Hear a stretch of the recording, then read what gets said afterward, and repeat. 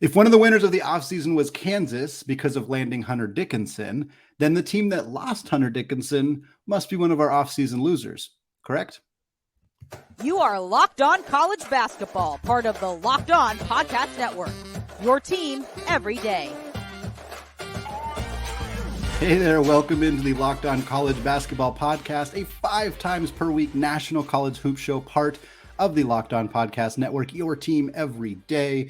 We are your co-hosts. I'm Andy Patton. He is Isaac Shade, and we got off-season portal losers to talk about. We're going to talk about teams that maybe didn't do as much in the transfer portal as we thought they would or should or could. Of course, there are still hundreds of players available in the transfer portal, so this is a conversation we will revisit at another time. We're also going to wrap up the show with a 6-pack, as we love to do on Mondays, talking about a few different transfers that happened over the weekend, as well as some players who have decided to opt out of the NBA draft and return to college basketball, what that means for their respective teams. But Isaac, we got to start with the team that lost the best player to ever enter the modern era NCAA transfer portal in Hunter Dickinson, the Wolverines of Michigan. Talk to me about why they're on this list.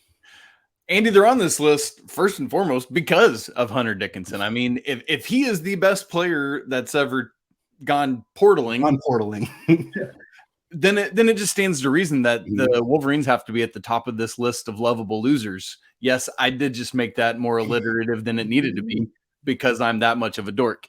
Right.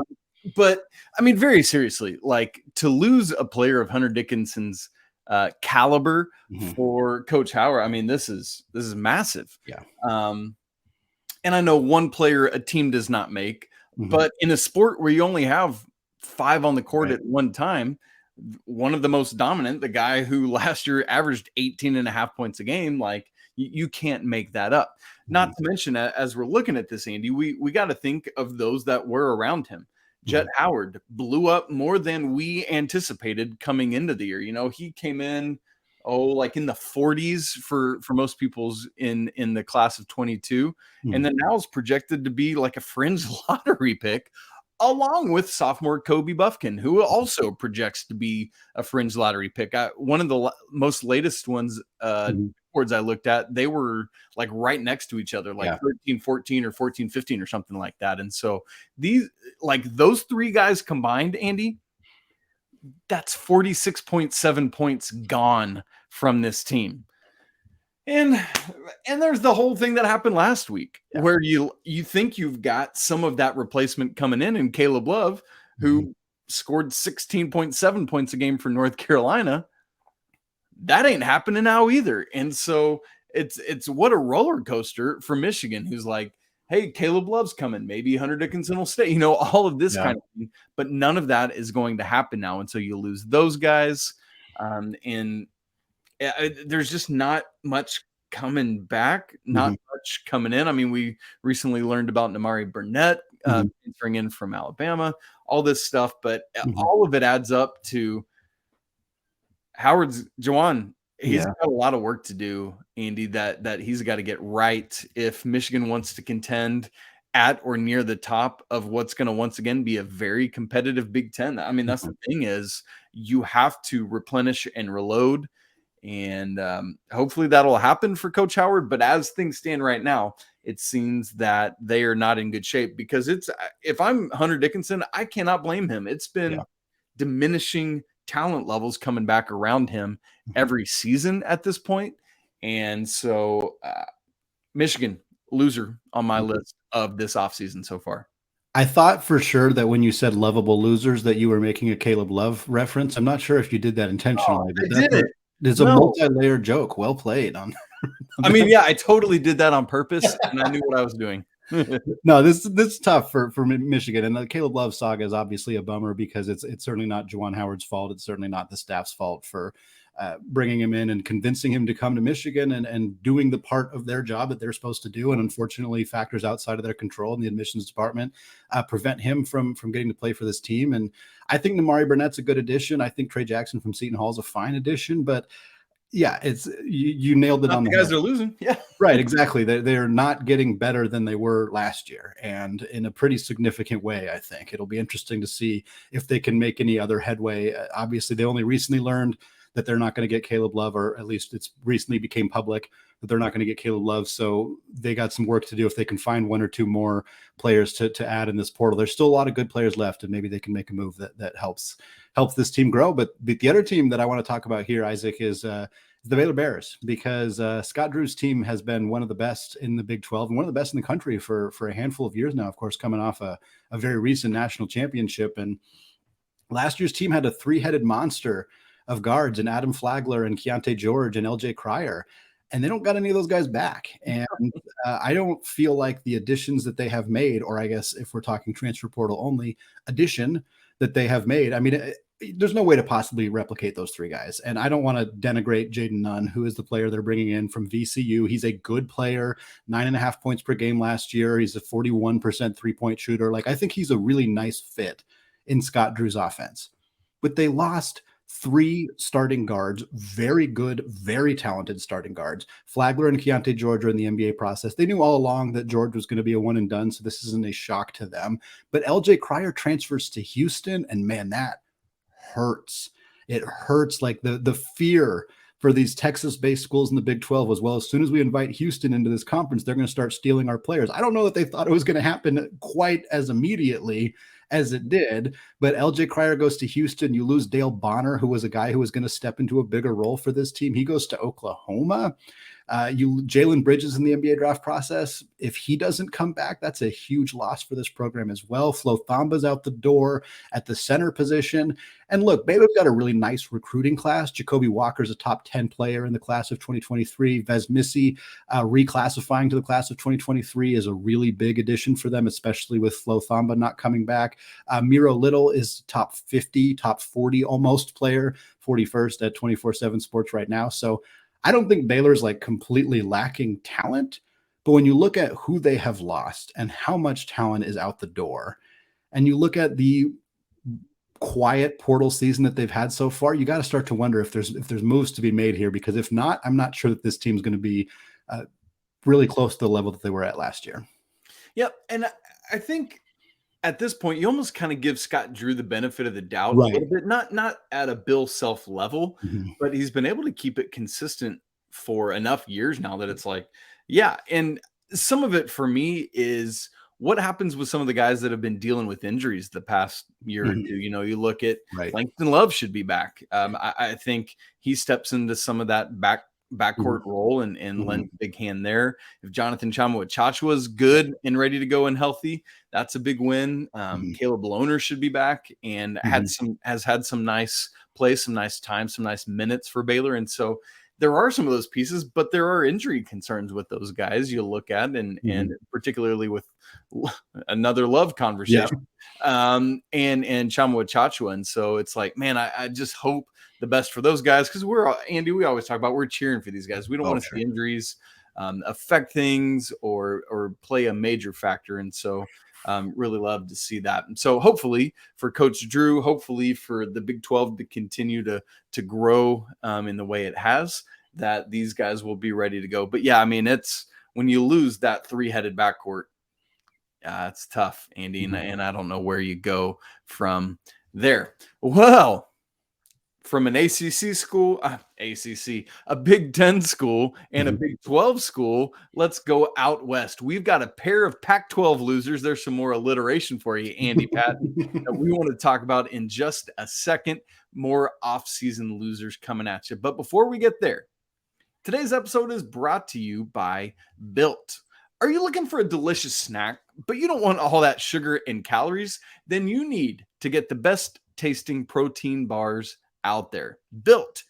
You're trying to be like me and make some healthier snack choices, but you don't want to compromise on taste? Seriously, got the thing for you. These Built bars and Built puffs. They're so amazing that you won't think they're healthy, but I promise you they are. What makes them so good? Well, Andy, for starters, these Built bars and puffs are covered with 100% real dark chocolate. Not to mention that they come in amazing flavors like churro or peanut butter brownie.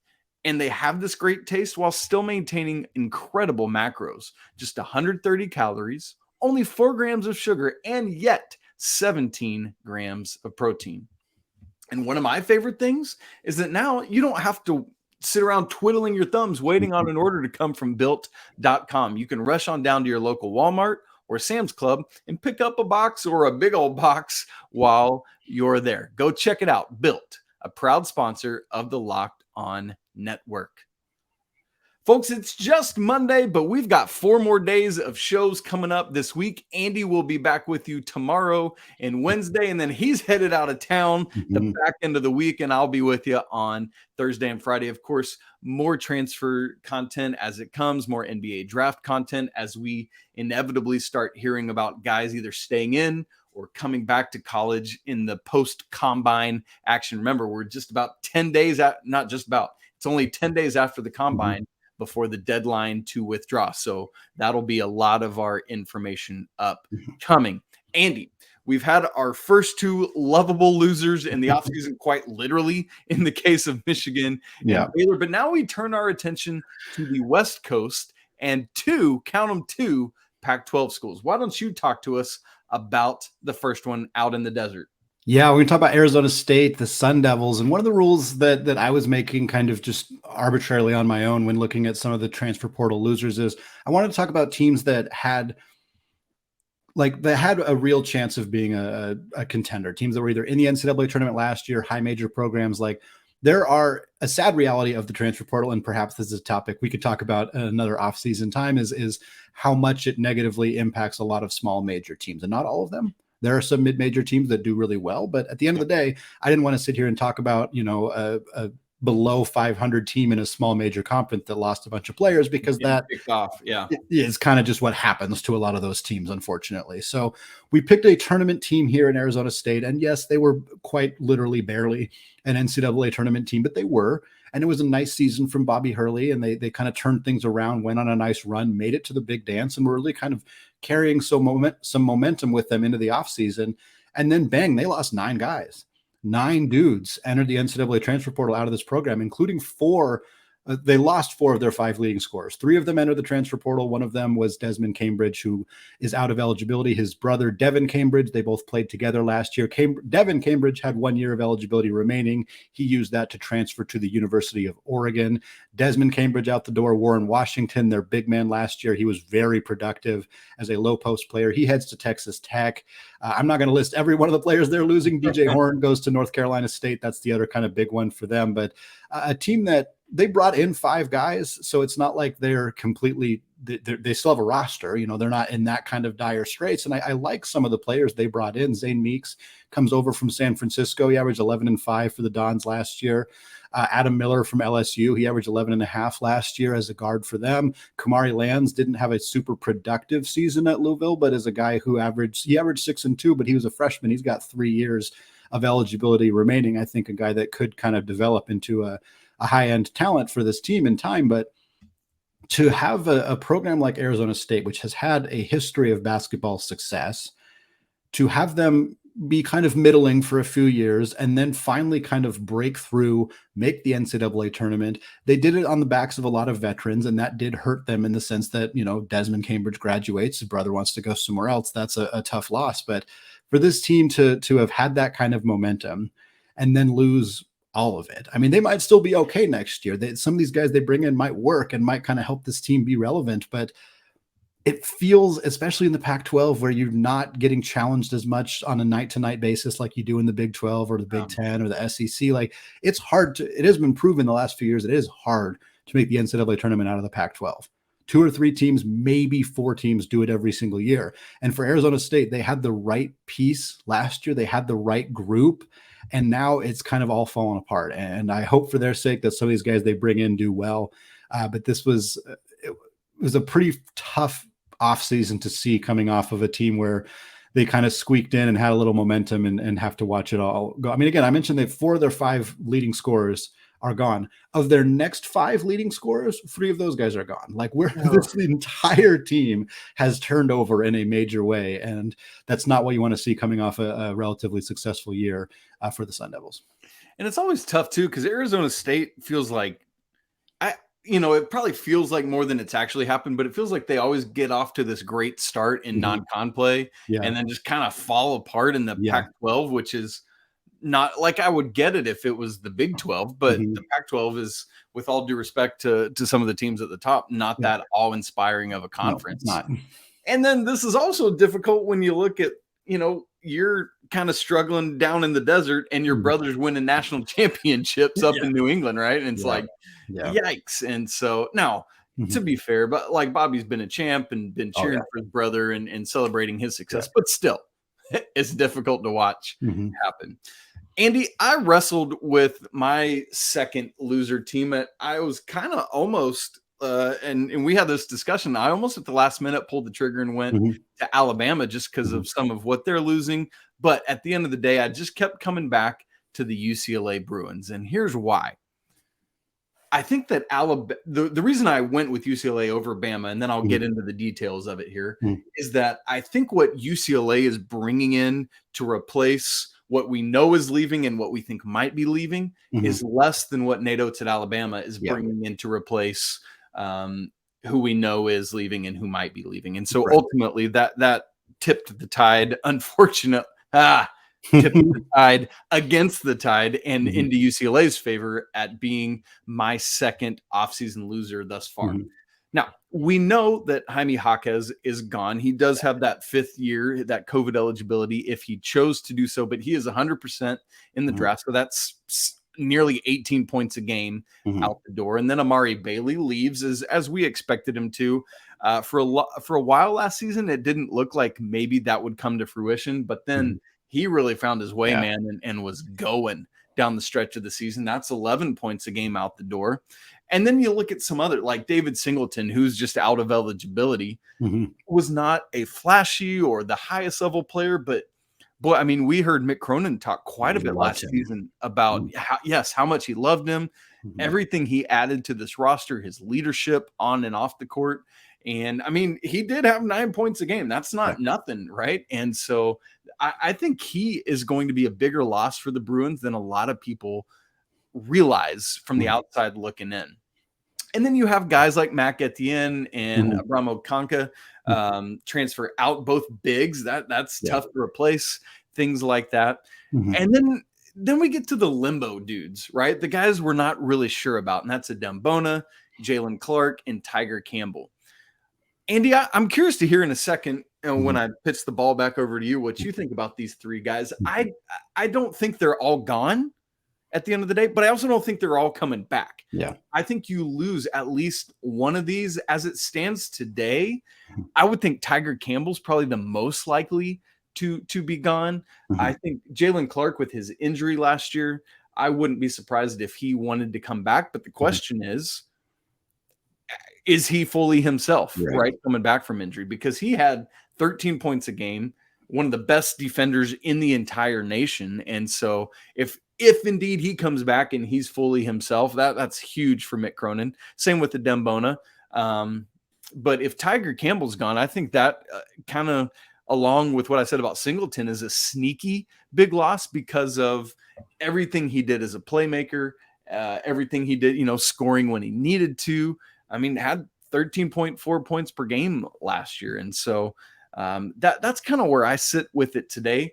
But even if all three of those guys did come back, to me, losing both Jaquez and Bailey, that's alone enough to make UCLA a loser on this list. Not to mention that really the only person that moves the needle at all coming in for me is Lazar Stefanovic from Utah. And even that's just kind of like, all right, that's fine, but he's not replacing Bailey, and he's certainly not replacing what Jaquez did.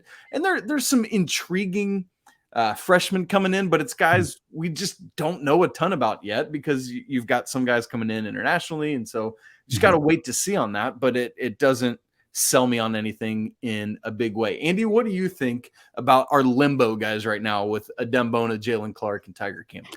Yeah, I'm with you 100% on Tiger Campbell. I would be very surprised to see him playing at UCLA next season. I think he's gone. I think he has played his final game of college basketball. Jaylen Clark is the really interesting one to me because, and there's quotes from him you can find in March and April kind of talking about, not sure what he's going to do, not sure if he's going to come back. The injury obviously plays a factor of not being able to really showcase who he is to NBA scouts. Does that mean he comes back? Does that mean that he, chooses not to and goes and plays somewhere else professionally and kind of tries to work his way back into the NBA that way? Our team's willing to give him a chance where they, put him on a two-way or put him on kind of keep him in the G League and let him get healthy that way. Like, there's a lot of different questions around what he could potentially do. I think it would make a lot of sense for him to come back to UCLA, rehab through their program, get healthy, and whenever he's eligible or whenever he's ready to play again, because I think that you look at this roster as currently constructed, he'd be a guy who could easily top that 13 points per game that he had last year. Like, he's more than capable of doing that. And so I think if Clark comes back, you're looking at you feel a lot better about where UCLA is. But again, still, you haven't replaced Amari Bailey necessarily. You haven't replaced Jaime Jaquez necessarily. You haven't even replaced the bench depth that you lost in the portal. So I think that it kind of puts them in a bit of a precarious position. Adem Bona would be awesome to get back. If the only guy they lose is Campbell, I still think they deserve to be on this list because Stevanovic is just not a transfer portal move that really moves the needle for me all that much. But if you get Bona and Clark back, all of a sudden you start to feel a little bit better about where this team stands, looking at the Pac-12, looking at even potentially being at the back half of the top 25 going into next season. Depends how some of those freshmen perform who are coming in. A few guys that I do have some optimism about, but not anybody that I think is bang, that's guy who's going to immediately contribute to this team right away. And if they don't have a guy who's going to do that and they don't get both Bona and Clark back, I think they still got some work to do. Well, because you've had this stretch where we had Johnny Juzang, like he was the just dude. Yeah. And then he passed that baton to Jaquez, and he's been him, right? Who is that going to be for Mick Cronin next season? That's what I don't see yet on this roster. Like Jalen Wilson for Kansas. I keep going back to him a lot, but he really stepped up and took that for the Jayhawks this year. Somebody has to do that for UCLA to stay where they've been. Well, folks, we want to know who your offseason losers are too. Who are some teams that you thought maybe you expected more from, you wanted more from, you're not sure what the path, the direction is? We'd love to hear those. You can leave them in the comments here on YouTube. If you're watching another way or listening another way, you can certainly reach out to us on Twitter as well. We always love hearing people's input and analysis on this kind of stuff. But for now, we got a pair of big men who found new homes and 4 NBA draft hopefuls who are returning to school, all coming up in our weekly 6-pack here on our Monday episode of Locked On College Basketball. Before we get into that, though, today's episode is brought to you by FanDuel. Make a fast break to FanDuel during the NBA playoffs because right now, new customers get a no-sweat first bet of up to $1,000. That's $1,000 back in bonus bets if your first bet does not win. I love betting with FanDuel because they have great promotions literally every single day. The app is safe, it is secure, it is super easy to use, and you get paid instantly. There is no better place to bet all the playoff action than America's #1 sportsbook. So visit FanDuel.com/lockedon and get a no-sweat first bet of up to $1,000. That's FanDuel.com/lockedon. FanDuel, the official sports betting partner of the NBA. All right, Isaac, it is Monday. That means it is 6-pack time for us as we talk about a few other news-related things that happened over the weekend in college basketball, leading off with another player departing Kentucky. That has been a storyline this season. A handful of guys entering the portal out of John Calipari's program. Lance Ware moves from Kentucky to Villanova, joining Kyle Neptune's team over there. From Wildcats to Wildcats, another one there. No Wildcats. So many Wildcats, always the storyline there. And look, Ware wasn't a particularly productive player on the floor for Calipari. He averaged about 2 points and 2 boards per game in 3 years. But don't tell Coach Cal that, because he loves this kid, man. He talks so much about how much of a leader he is, how much of a important piece to the team he is. And it'll be really interesting to see what he looks like in what I imagine will be a bigger role at Villanova, and kind of how he makes his mark on that program when he goes over there next year. Yeah, I absolutely. He's going to be the next one in that line of Kentucky dudes to go somewhere else and just blow up. Yeah, I think so too. One of the guys that I thought was going to step in and maybe transfer to Kentucky is number 2 on our 6-pack today. Keshad Johnson is leaving San Diego State, and he is not going to Lexington. He's staying much closer to San Diego by transferring to Tucson, to Tucson, Arizona, to another Wildcats, Andy. Yeah. It always comes true. I love it. Go Wildcats. Johnson last year had 7.7 points and 5 rebounds for San Diego State. He's one of those guys. You and I kind of talked about this ahead of the show today. What Arizona really needs is somebody that can be a floor spacer at that 4 position. And a floor spacer, Johnson is not Andy Patton. And so really curious to see what Tommy Lloyd's going to do here, how he's going to find kind of that replacement for Buzelis going out. And I don't know. Yeah. And so we look at that, but got some nice pieces. Obviously, as we believe, as you talked about last week, Pella Larson's coming back. That's great news. And we'll see what Arizona does with that lineup and how they can create some space inside for Umar Ballo. Ballo and Johnson is a really tough front court to score on, but yeah, I'm curious how the spacing is going to look on the offensive end for those two guys. Not talking about Wildcats here in the third one, although we are talking about Bulldogs, which I think is pretty clearly the second most utilized nickname in college athletics. That's Mississippi State. Toulouse Smith is coming back for his COVID year of eligibility. He has been a fantastic scorer in the paint for Mississippi State, 15.5 points per game, 8.5 boards last year. Over the last 3 years, he's averaged about 14 per game. Very, very efficient low post scorer and a nice player to have back for those Bulldogs. Yes, for the back half of our 6-pack, it's all in the ACC, starting with Miami. This was expected, but Nigel Pack is coming back for the Canes. It's great news for Jim Larinaga's team, who gets back somebody that, was one of the most talked about players last offseason because of that huge Life Wallet contract he signed. But man, Nigel Pack, Wooga Poplar, Matthew Cleveland is in, Norchad O'Meara. It's just should be another fun group for Miami. But we talked about who's going to be him with UCLA, who takes over for Isaiah Wong. Is it Pack? We'll see. Going to be really interesting. Andy, what else is happening in the ACC? Another one that's not super unexpected. Joe Girard, who was at Syracuse for the last 4 years, had made his intention to transfer to Clemson clear. He has now withdrawn from the NBA draft. That was still kind of one of those things hanging over the head of, is he actually going to come to Clemson? Is he going to stay in the draft process? And he's going to join the Tigers. 16.5 points per game last year for the Orange. He was, again, a 4-year guy, 1 year of eligibility left. So this is just a really nice veteran addition for a Clemson team in the backcourt, a really good shooter. He's a career, I think 37% shooter for his career, but the last 2 seasons has been about 39%, was over 40 last year. So sharp shooting guy coming in to Clemson, and I think going to help that team kind of stay afloat in the ACC. Yeah, really interested to see what happens for Clemson with guys in their NBA draft decisions there for Coach Brad Brown. Now, literally, Andy, right before we hopped on the podcast, we learned that Casey Morsell is coming back to NC State. Obviously, he's losing both of his backcourt running mates from last year, Jarkel Joyner and Terquavion Smith. And but he's coming back, is able to help with MJ Rice and DJ Horn. Speaking of Clemson, Ben Middlebrooks has gone over to NC State.